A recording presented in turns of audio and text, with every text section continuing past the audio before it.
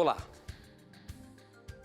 Existe em meio à internet a ideia de que vai haver a construção do Templo de Jerusalém, o terceiro Templo de Jerusalém.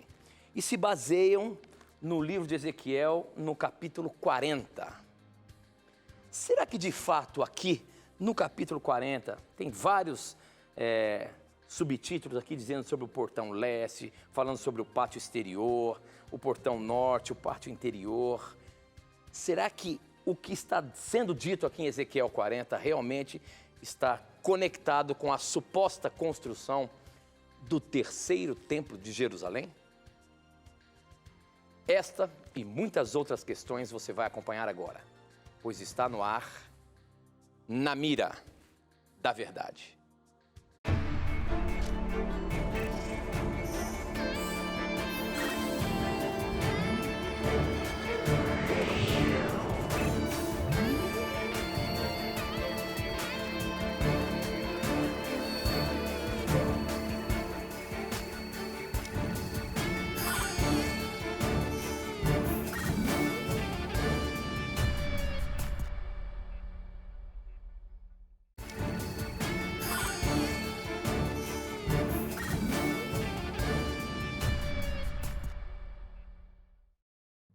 Olá, seja muito bem-vindo mais uma vez. Este é o programa Na Mira da Verdade.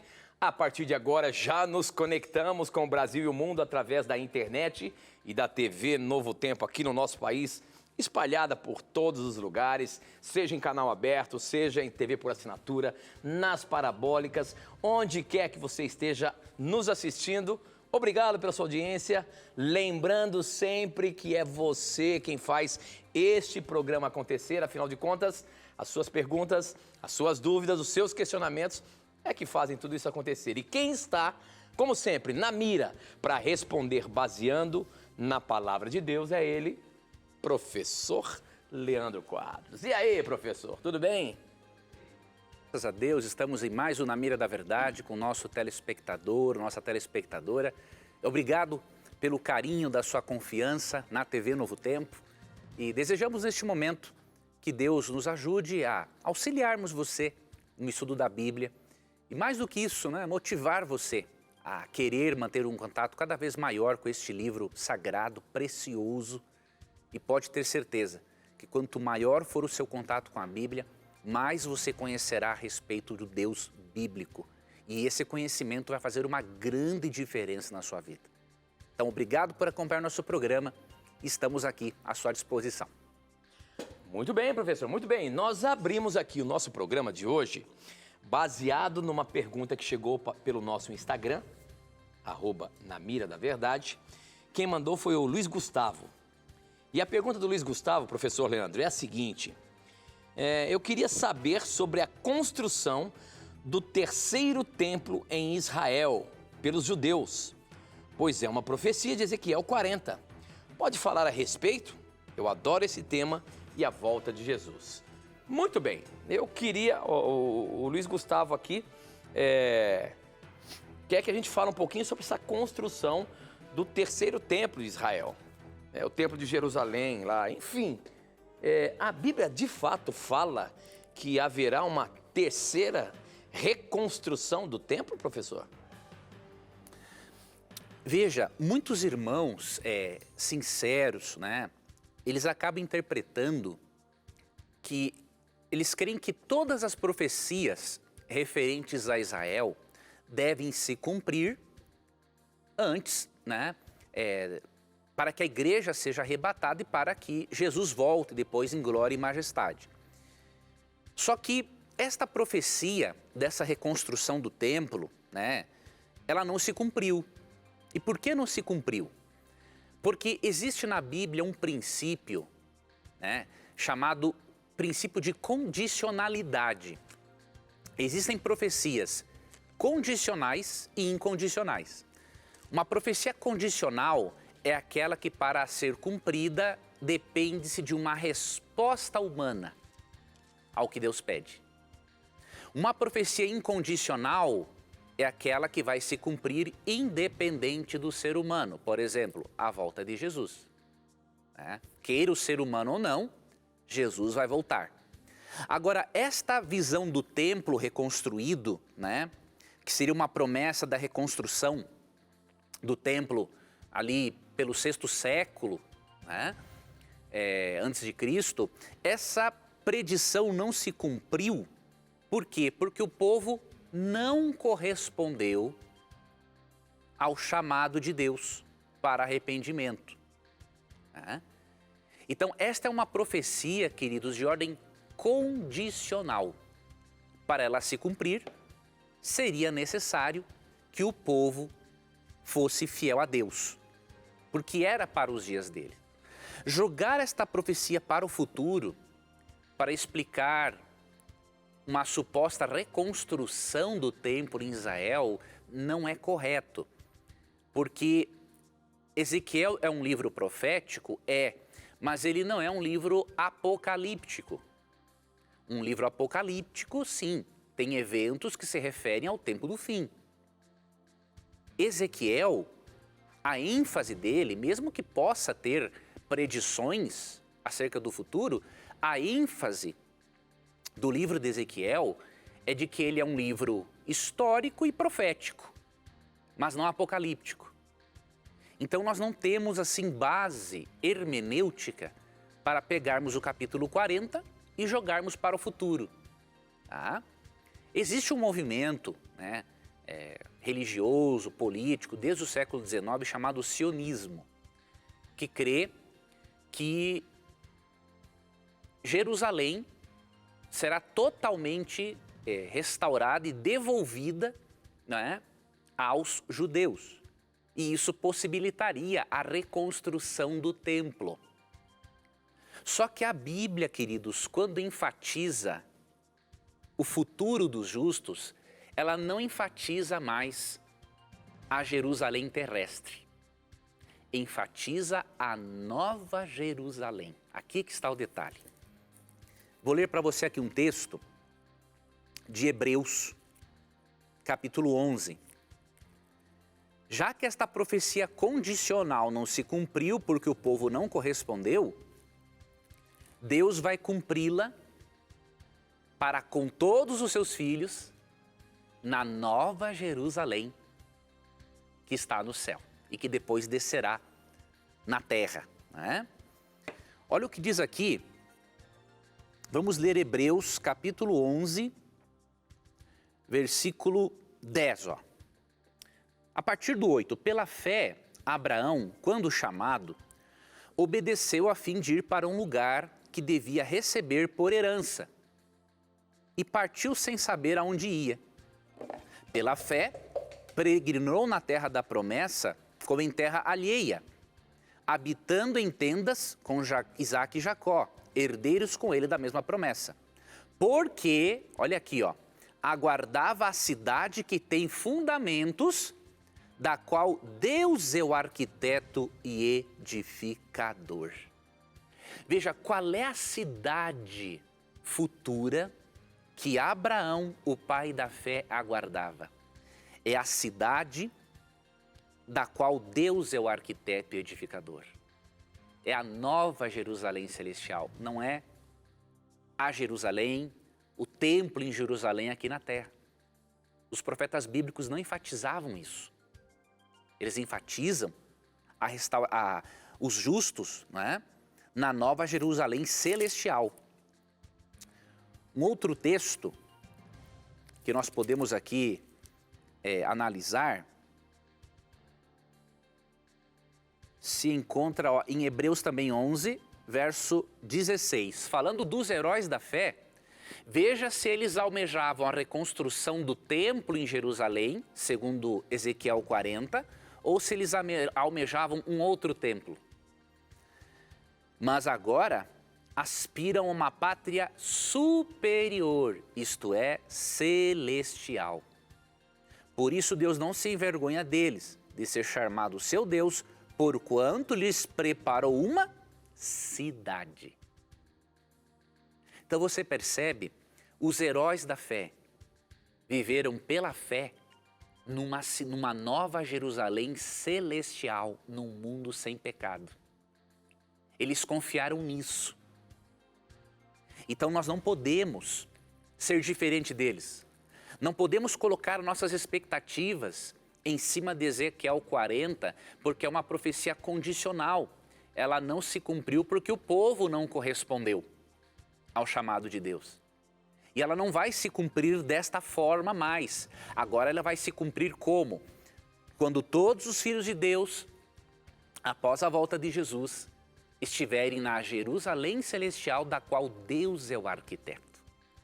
E aí, para finalizar, eu quero ler para você aqui o comentário, né, dessa Bíblia de estudo que eu tenho aqui, de Genebra, que faz um comentário muito interessante sobre Ezequiel 40. Eu creio que vai ajudar você a se aprofundar na questão. Diz assim, ó, na página 1079, né, comentando o capítulo 40 de Ezequiel. Ó.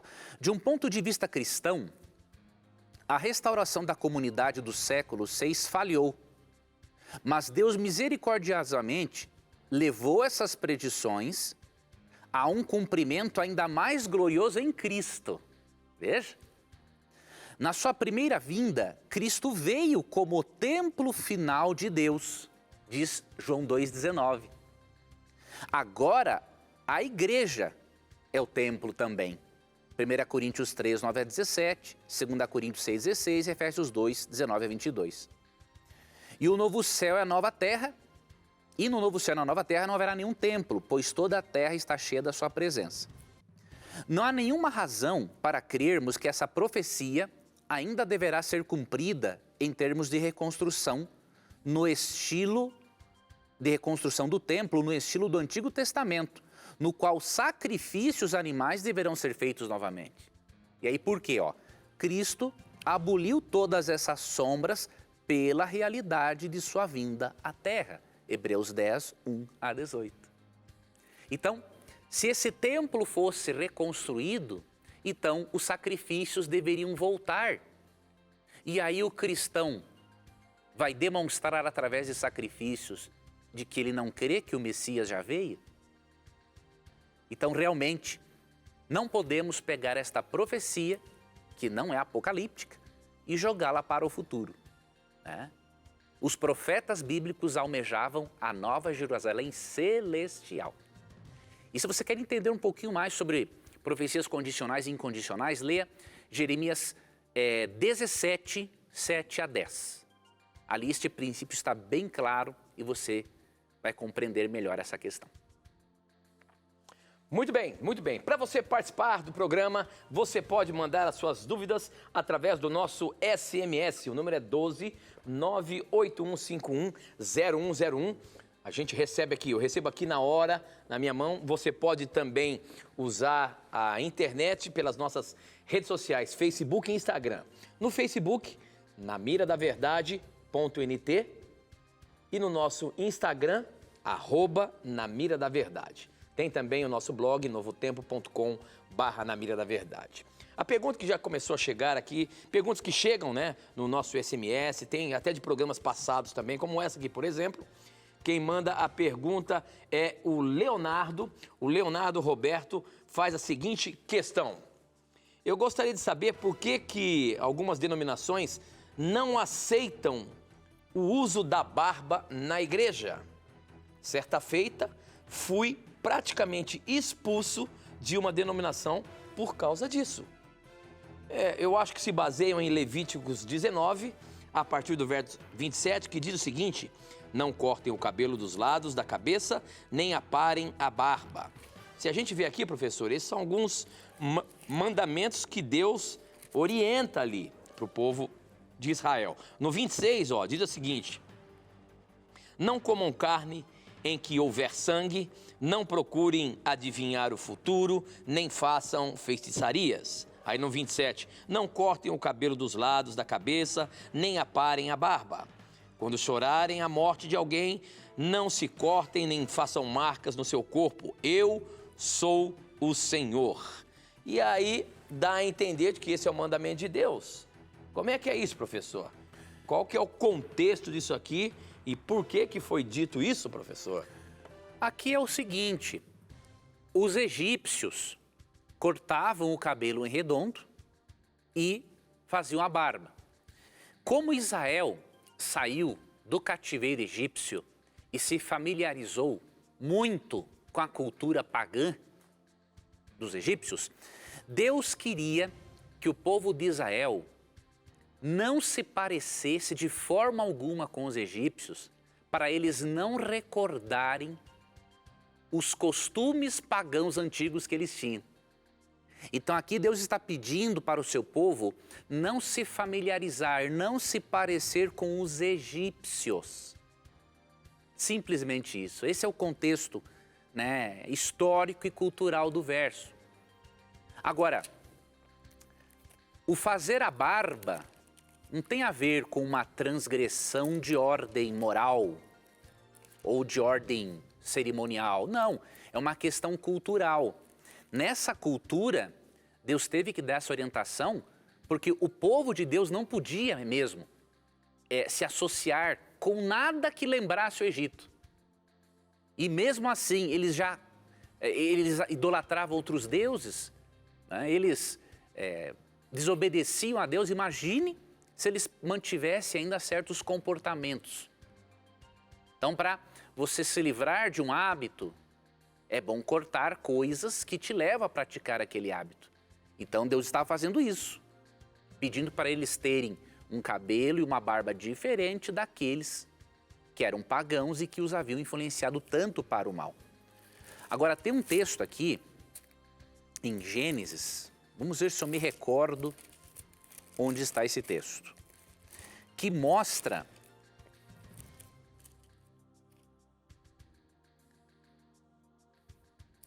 que José,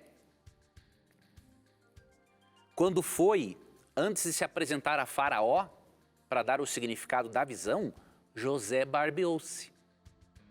E se José barbeou-se, mesmo que era um costume egípcio e ele se vestia como um egípcio, isso indica que José não estava contaminado pela cultura egípcia e que barbear-se não é uma transgressão de nível moral.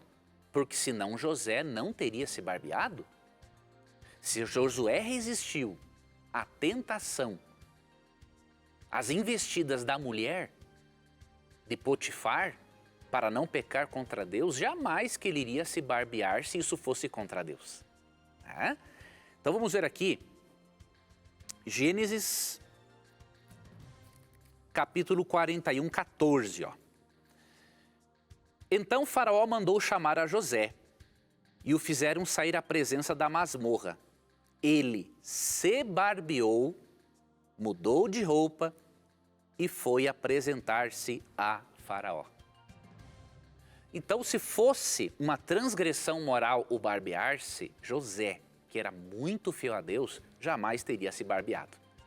Então, esta igreja, querido amigo, ela está realmente equivocada, porque ela não entendeu Levítico 19, 27 no seu devido contexto histórico-cultural. Muito bem, muito bem. Eu queria aproveitar nesse início de programa e dizer para você que você pode estudar a Bíblia com a gente. Nós temos um guia de estudo aqui do programa Na Mira da Verdade que poderá ajudar muito você a compreender vários assuntos, principalmente com o tempo em que nós estamos vivendo.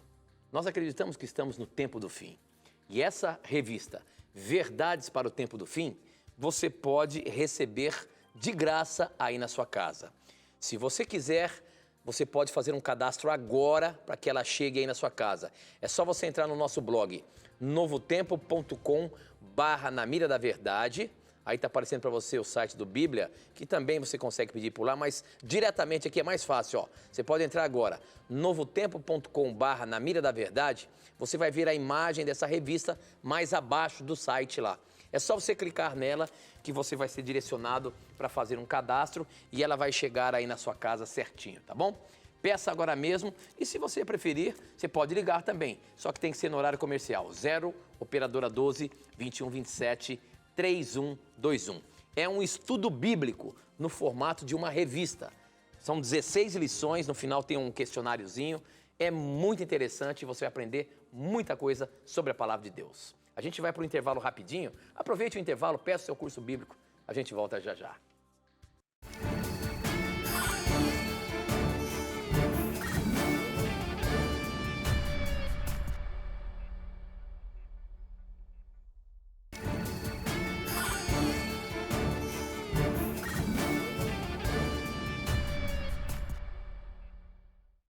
Já estamos de volta. Participe mandando a sua pergunta para a gente através do nosso SMS. O número é 12 981510101.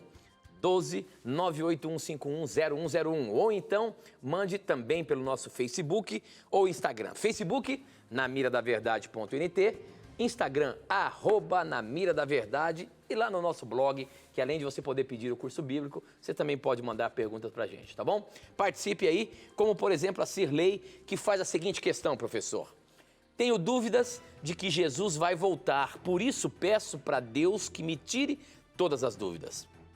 É que quando morre uma pessoa, dizem que Jesus já voltou para ela.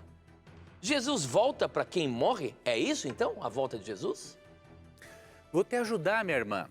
Veja, quando alguém diz assim que quando uma pessoa morre, Jesus já voltou para ela, é uma forma de expressão para dizer o seguinte, que o caso dela já está decidido, né? Quando a pessoa morre, se ela morreu salva, entre aspas, Jesus já voltou para ela, ou seja, ela já está garantida na salvação e vai fazer parte da primeira ressurreição. Ao abrir os olhos, já está vendo Jesus voltar. Vai ver Jesus voltar. Se essa pessoa morreu perdida, Jesus já voltou para ela. Em que sentido? Ela não terá mais outra oportunidade de salvação. Então é uma forma de expressão apenas. Não é que Jesus volte literalmente e apareça para cada morto. Não é isso que a expressão quer dizer, tá? Jesus, biblicamente, ele vai voltar em glória e majestade. Vamos ler então Mateus capítulo 24, versos 30 e 31. Ó. Então aparecerá no céu o sinal do Filho do Homem. Veja, ele não vai aparecer ao morto, a cada morto, né? Cada pessoa que morre. Ele vai aparecer no céu e diz assim, todos os povos da terra se lamentarão e verão o Filho do Homem. Ou seja, vai aparecer de forma que todos o vejam ao mesmo tempo, tá? Verão o Filho do Homem vindo sobre as nuvens do céu com poder e muita glória. E ele enviará os seus anjos com grande clangor ou barulho de trombeta, os quais reunirão os seus escolhidos, os quatro ventos, de uma outra extremidade dos céus. Então Jesus virá em glória e majestade, de forma visível e com todos os seus anjos. Então, entenda que esta expressão é apenas uma forma de dizer que ao a pessoa morrer, o destino dela foi selado para a salvação ou para a perdição, porque a salvação só se pode decidir ou a perdição em vida. Muito bom, professor, muito bom. Outra perguntinha que chegou aqui, essa agora pelo nosso Facebook. Quem manda pra gente é o Romário. Obrigado pela sua participação, Romário. Ele diz até o seguinte, a minha caminhada até me batizar na Igreja Adventista começou aqui, assistindo o programa abençoado Na Mira da Verdade. Que coisa boa. Que Deus lhe abençoe, viu? Há quase 6 meses, eu e minha esposa e filhos fomos batizados e estou grato a Deus pela salvação por meio da graça de nosso Salvador Jesus Cristo. A minha dúvida é a seguinte, qual é o real significado, se são esses tempos proféticos mencionados, ou desses tempos proféticos mencionados em Daniel 12, os versos 11 e 12. Vamos ver o que fala lá em Daniel 12, que são os últimos versos ali do livro de Daniel. O que está querendo dizer ali, professor Leandro Quadros? Daniel 12, vou ler aqui, tá bom? Tá bom. O verso 11 e 12 diz o seguinte, depois que o sacrifício diário for suspensos e o grande terror for colocado no templo, passarão 1290 dias. Felizes aqueles que continuarem fiéis a Deus por 1335 dias. Então a dúvida é essa, o que representa esses números profeticamente, professor? Aqui é o seguinte, esse período profético aqui de Daniel 12, 11 e 12, tá? Ele está relacionado aos tempos proféticos de Daniel 7, 25 e Apocalipse 12, 7, que fala em um tempo, 2 tempos e metade de um tempo. E em Apocalipse 12 fala em 42 meses. Um tempo, 2 tempos e metade de um tempo, no calendário judaico equivale a 1260 dias. tá? Então, aqui, como é um livro apocalíptico, um dia em profecia simboliza 1000 anos, tá? Não todos os dias, é só em profecia apocalíptica. Então, esse período, 1290 anos, ele está relacionado a 1260 anos, mesmo que com uma pequenina diferença, né, de 30 anos, ele está relacionado ao período de 1290 anos. E que período foi esse? Foi um período de 538 a 1798, quando a igreja medieval perseguiu os cristãos. E essa perseguição terminou quando o Papa Pio VI, né, a mando de Napoleão Bonaparte, foi preso pelo general Berthier e levado cativo e foi exilado na França. Então, em 1798, direitinho, acabou aquele domínio papal do período medieval. Então, aqui está fazendo menção a este período. Já os 30 anos a mais, os eruditos não têm uma certeza. Alguns acham que tem a ver com algum período, né, em que alguma tribo bárbara invadiu o período romano, mas não se tem uma certeza. Mas nós podemos ver claramente que isso está relacionado aos 1290 anos. Agora, o verso 12 diz assim, ó: bem-aventurado aquele que chega até 1335 dias, ou seja, em profecia, 1335 anos. Considerando que 1260 anos terminar em 1798, e considerando que bem-aventurado é aquele que chega a 1335 dias, quando você chega à data de 1798, né, e você acrescenta os anos restantes para completar os 1335, você vai chegar a 1843, que é o período em que houve um grande reavivamento na América do Norte acerca da volta de Jesus. As profecias passaram a ser mais estudadas e vários pregadores, entre eles Guilherme Miller, pregaram com muita veemência a volta de Jesus. Então diz assim, bem-aventurado é aquele que espera até 1335 dias, porque feliz é aquele que viver neste período de despertar profético, porque você vai entender e ouvir muito sobre a volta de Jesus. Óbvio, Jesus não veio em 1843 e nem em 1844, mas deste grupo de cristãos de todas as igrejas que tiveram um grande desapontamento, um grupo decidiu estudar para ver o que estava de errado na profecia. E aí eles entenderam que 1843, 1844 não seria o tempo da volta de Jesus. Seria o tempo em que ele sairia do lugar santo do santuário celestial e iria para o Santíssimo começar uma outra obra em favor do ser humano, além de intercessor, a de juiz.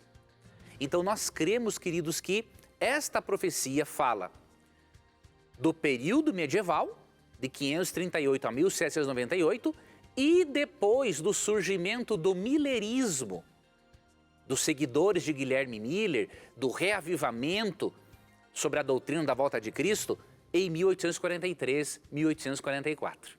Então nós cremos nisso, né? Que aqui é uma predição da ampliação do conhecimento de Daniel ao ponto de as igrejas cristãs se voltarem mais para a doutrina da volta de Cristo. E quem mais fez isso foram Guilherme Miller e seus seguidores. Ok, muito bem, professor. Temos ainda alguns minutinhos, tem mais uma pergunta aqui, essa pergunta é da Virlene. A pergunta da Virlene é a seguinte: quem tem toque religioso tem salvação? Fico angustiada, já pensei até em tirar a própria vida por causa disso. Só para a gente contextualizar aqui, o que é o toque religioso? Toque religioso, professor, corrija se eu estiver errado, mas são aqueles pensamentos repetitivos, muitas vezes até xingando a Deus, colocando coisas repetitivas na cabeça contra Deus. Seria isso? Sim, o toque, que é o transtorno obsessivo-compulsivo, ele se manifesta de várias formas. Ele é um transtorno de ansiedade, tá? Então ele se manifesta, eu já tive o toque, né? Hoje tenho pequenos sinais, né? No meu caso eram pensamentos intrusivos de negatividade. Mas, por exemplo, tem pessoas que lavam excessivamente as mãos por medo de contaminação, pessoas que saem e têm que voltar para conferir se o gás foi desligado, né? Por causa da ansiedade que isso gera. Pessoas que contam os passos enquanto caminham, leem todas as placas quando estão dirigindo na rodovia, né? E tem o toque religioso, em que a pessoa diz palavras ruins, blasfemas até contra Deus. Eu posso garantir para você, com base na minha experiência como cristão e com base na minha experiência de alguém que já teve um toque mais elevado, Deus compreende perfeitamente que você está com um transtorno. Deus jamais vai tirar a sua salvação por isso. Você tem um transtorno de ansiedade e um desequilíbrio neuroquímico. E você não tem como controlar isso, a não ser através de psicoterapia e de medicação, tá? Então, quando surgir os pensamentos intrusivos, religiosos, o toque religioso, lembra de 1 João 3, 19 e 20. Vai te ajudar. Mas você precisa associar a Bíblia a um tratamento psicoterápico e psiquiátrico também, tá? Porque senão você vai viver em um tormento desnecessário. Jamais Deus, o Criador do cérebro, o ser que deu a sua vida por nós, por nossos pecados, jamais Ele vai condenar você estando você com um transtorno. Ele sabe que você não está fazendo isso de livre e espontânea vontade. Ele sabe que o toque é uma espécie de um disco riscado, não é? Que fica ali rodando e cantando a mesma parte da canção ao mesmo tempo. Então, Deus, Ele te entende. E o texto que eu vou deixar para você é para você trabalhar a sua mente, para você confiar mais na Bíblia do que nos seus pensamentos. 1 João 3, 19 e 20 diz assim, ó, e nisto conhecemos que somos da verdade, bem como perante Ele tranquilizaremos o nosso coração. Pois se o nosso coração nos acusar, e é o que está acontecendo com você, não é? Você está com culpa por ter o toque religioso. Certamente Deus é maior do que o nosso coração e conhece todas as coisas. Que texto maravilhoso, né? Por mais que o teu coração, a tua mente te acuse, Deus é maior que o seu toque. Deus é maior que a sua mente. E Ele sabe todas as coisas. Ele sabe que você não está fazendo isso voluntariamente. Então, tranquilize-se. E uma das formas é você aceitar que você tem esse problema. Porque quanto mais você negá-lo, mais aumenta a ansiedade e mais o toque fica intenso. Então aceite, olha, infelizmente no momento essa é uma parte de mim e eu vou trabalhar isso, tá? Então, tem esse texto sublinhado na sua Bíblia, busque ajuda psicoterápica e psiquiátrica também. Você precisa de medicação para controlar isso. E quando isso for controlado, o psiquiatra vai tirando a sua medicação, né? Por ver que você vai perdendo a necessidade dela. Cuide-se, ame-se e tenha certeza, Deus ama você, entende você e vai atuar na sua cura. Muito bem, estamos indo para mais um intervalo, mas aproveite aí o intervalo, formule a sua pergunta, manda pra gente, não sai daí não. A gente volta já já.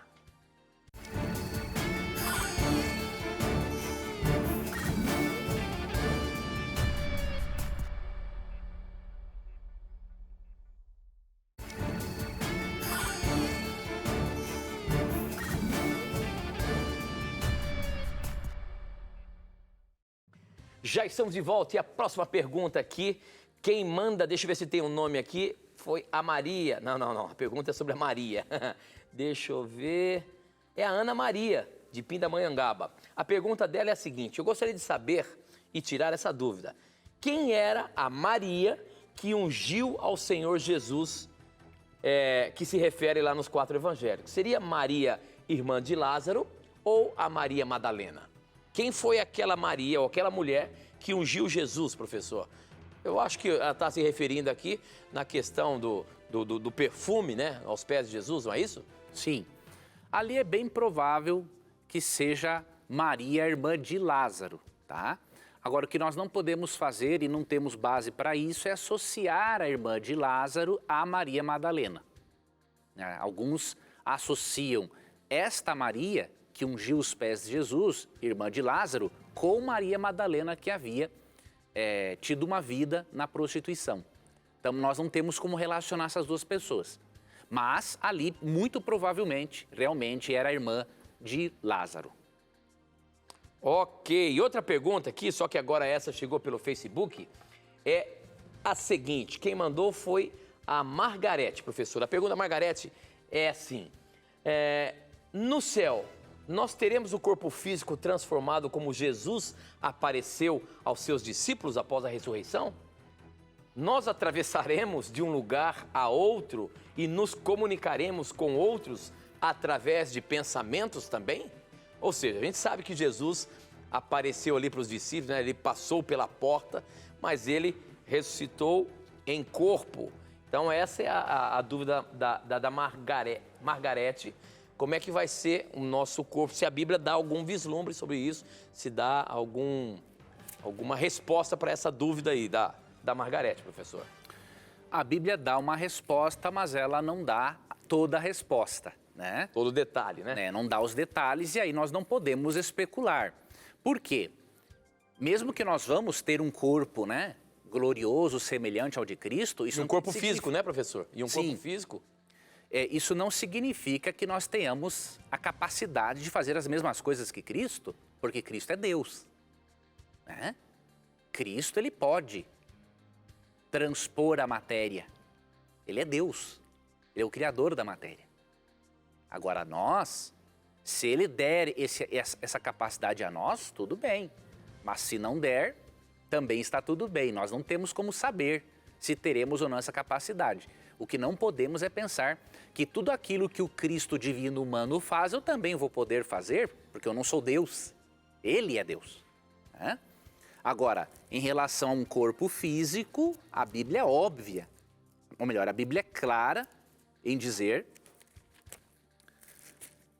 que todos teremos um corpo físico, capaz de nos alimentarmos, de abraçarmos as pessoas que amamos. A existência na eternidade não é uma existência etérea, é uma existência física. E aqui em Filipenses 3, 20 e 21 é dito: pois a nossa pátria está nos céus, de onde também aguardamos o Salvador, o Senhor Jesus Cristo, o qual transformará o nosso corpo de humilhação para ser igual ao corpo da sua glória, segundo a eficácia do poder que ele tem até de subordinar a si todas as coisas. Então, realmente, irmã, teremos um corpo físico como o de Jesus, mas isso não indica que vamos fazer as mesmas coisas que Jesus. Nós somos apenas humanos. Jesus tem uma natureza hoje de vida humana. Muito bem. Participe aí, mande as suas perguntas para a gente, como essa aqui que chegou pelo SMS. Interessante, a pergunta relacionada aos dinossauros. Isso que muita gente tem dúvida, a gente tem dúvida. A pergunta do Moisés de São Carlos, ele diz o seguinte: sabemos que Deus criou a terra e tudo, mas o que podemos dizer sobre os fósseis dos animais pré-históricos? que chegam a datar aí em milhões de anos, muitas vezes, né? As pessoas dizem que tem milhões de anos. Como é que a gente explica essa questão dos fósseis de dinossauros, professor? Foi Deus que criou, após a humanidade? Como é que é isso?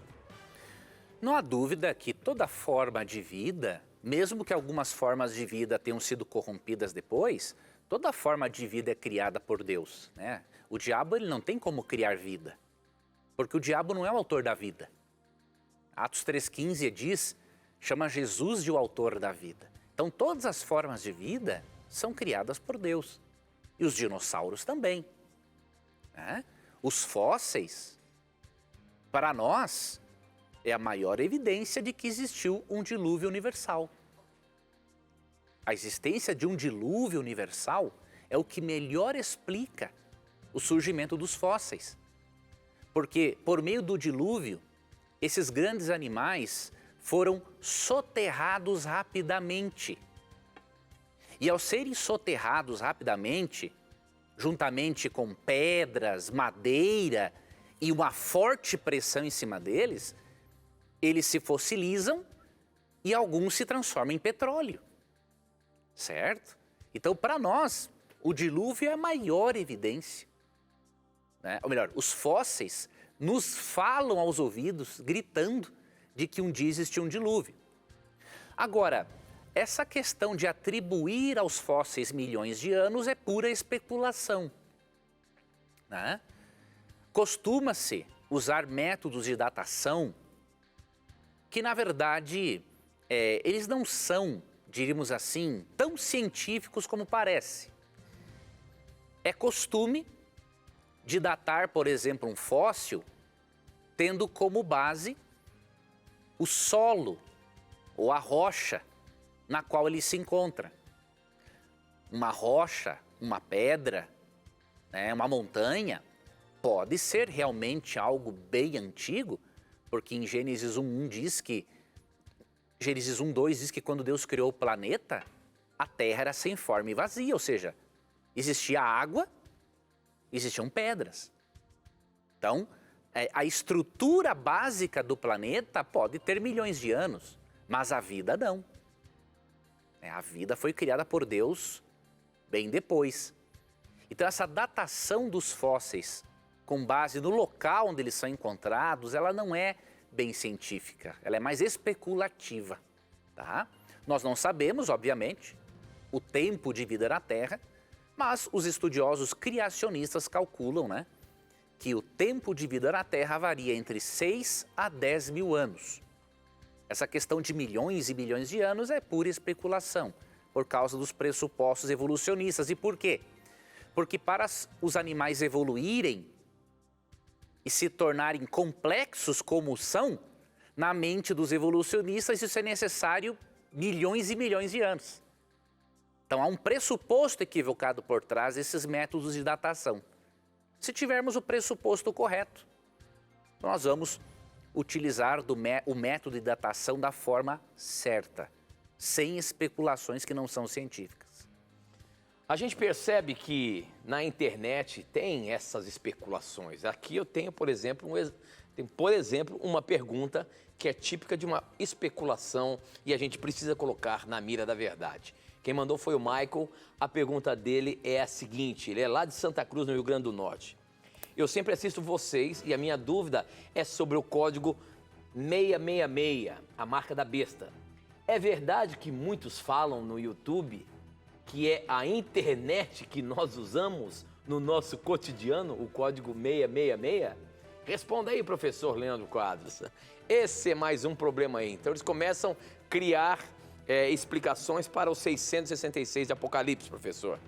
E aqui agora a nova é de que acusam a internet, ou o YouTube, mais especificamente, não, fala que no YouTube fala que é a internet que é o 666. Como é que é isso?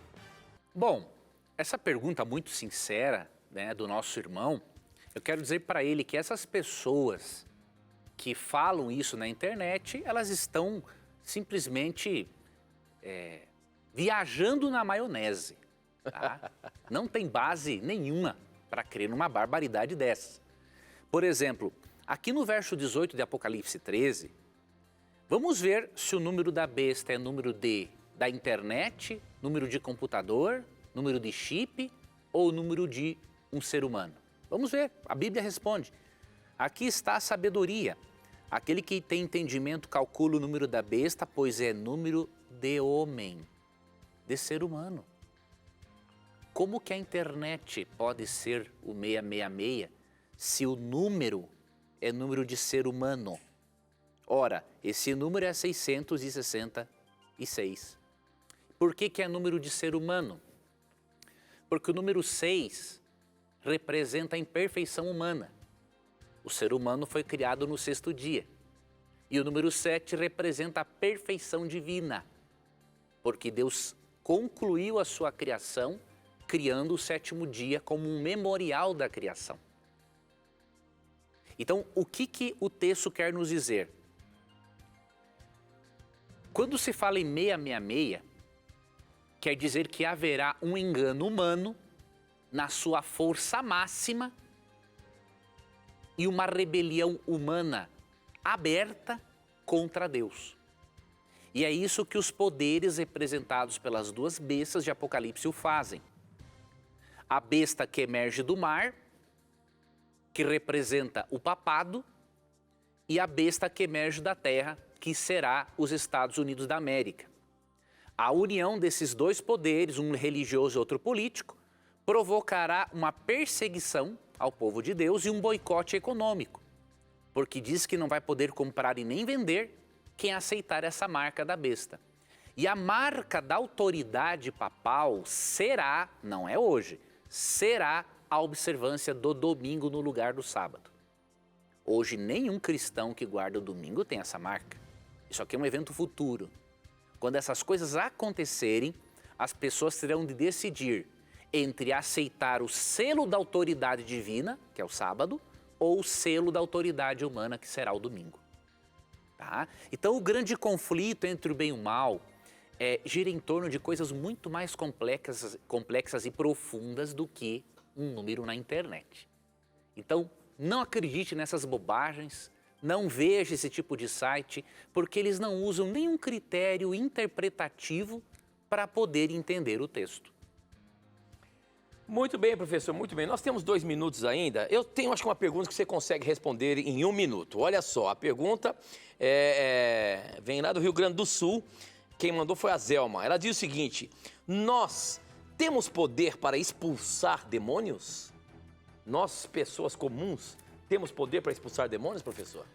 Só tem isso a quem é dado esse dom espiritual. Não são todos, tá? Veja aqui o que diz, por exemplo, 1 Coríntios 12, 29 e 30. Porventura são todos apóstolos, ou todos profetas, são todos mestres ou operadores de milagres, têm todos dons de curar, falam todos em outras línguas, interpretam-nas todas? Entretanto, procurai com zelo os melhores dons. Né? Então você percebe aqui que os dons espirituais são diversos. 30 segundinhos. E que, obviamente, o dom de expulsar demônios também é um dom espiritual. Então, assim como todas as pessoas não possuem todos os demais dons, nem todas as pessoas têm esse dom, recebem esse poder a mais do Espírito Santo para expulsar esses seres malignos. Muito bem, professor. Encerramos mais um programa e nos encontramos a semana que vem, se Deus quiser. Se Deus quiser. Obrigado, Tito, pelas perguntas. Obrigado, telespectador e telespectadora, por sua companhia. E lembre-se que quando você tiver a coragem de perguntar, a Bíblia terá coragem de lhe responder. Como sempre, você já sabe, as suas perguntas e as suas dúvidas sempre estarão na mira da verdade. Até o nosso próximo encontro. Tchau.